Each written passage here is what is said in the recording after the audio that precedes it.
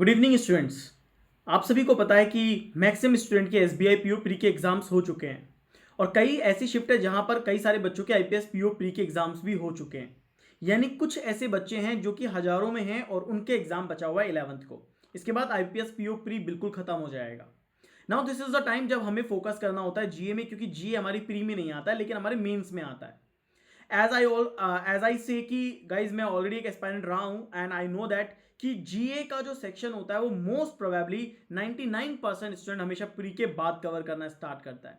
इससे पहले वो पढ़ता जरूर है लेकिन वो उसको बहुत ज्यादा थ्रूली याद नहीं रखता, बहुत अच्छे से याद नहीं रखता जिस तरीके से उसको अब एक महीने में याद करना होता है। So I am giving you some important point जो कि इसी वीडियो के कमेंट सेक्शन में है, जो मैंने आपको लिख दिए हैं। आपको इसे पढ़ना है और समझना है। मैं आपको कुछ पॉइंट तो यहां बता रहा हूं लेकिन फिर भी कुछ ऐसे पॉइंट्स हैं जो आपको उन कमेंट सेक्शन में या डिस्क्रिप्शन में जाकर के पढ़ने हैं। सबसे पहली बात, आप जब जीए पढ़ रहे हो तो आप हमेशा डिसेंडिंग ऑर्डर में पढ़ेंगे, राइट। डिसेंडिंग का मतलब होता है कि अगर मैं बात करता हूं दिसंबर पहले आ रहा है और जनवरी सबसे पहले और दिसंबर सबसे बाद में है। एंड वी नो दैट कि हमारा जो मेंस का एग्जाम होगा वो दिसंबर के अंदर होगा या फिर जनवरी के फर्स्ट वीक में होगा।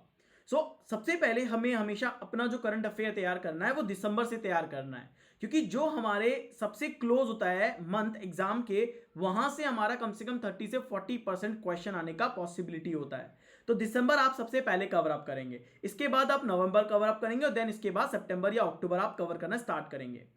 एक चीज याद रखिएगा गाइस, दिसंबर और नवंबर को आपका वेटेज बहुत अच्छा होना चाहिए और देन उसके बाद अक्टूबर एंड सितंबर का, यानी लास्ट के 6 महीने आपको बहुत अच्छे से प्रिपेयर करने हैं सो दैट कि आप हर पैटर्न का क्वेश्चन कवर कर सकें।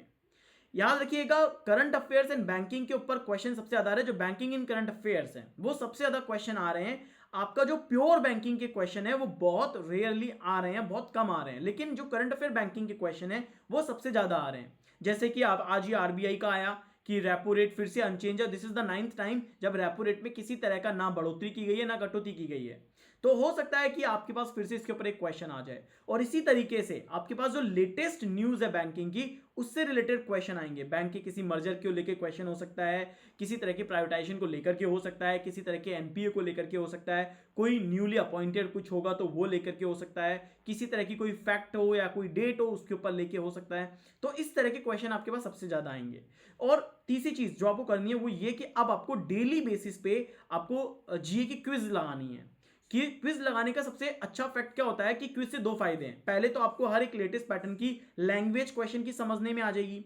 सेकंड थिंग ये है कि जो एलिमिनेशन मेथड आप यूज करते हो कि समटाइम्स कि अरे ये डेट तो नहीं है, ये डेट नहीं है, ये नहीं हो सकता इसका आंसर, वो जैसे कि कोई अपॉइंटेड है तो ये पर्सन नहीं हो सकता। आपको याद है कि कोई राघवन करके है जो अभी किसी पर्टिकुलर बैंक का मान लीजिए सीईओ बनाया या कुछ बनाया है, तो आपको ये पर्टिकुलर पता है तो कुछ कुछ ना कुछ आप क्या कर लोगे, एलिमिनेट कर लोगे। तो elimination is a biggest tool जिसको आप यूटिलाइज कर सकते हैं।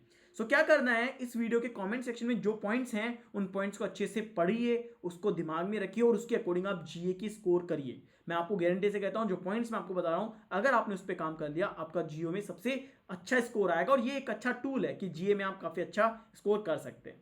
वीडियो को लाइक कर दीजिएगा एंड अपने दोस्तों के साथ जरूर शेयर कर दीजिएगा। Thank you very much.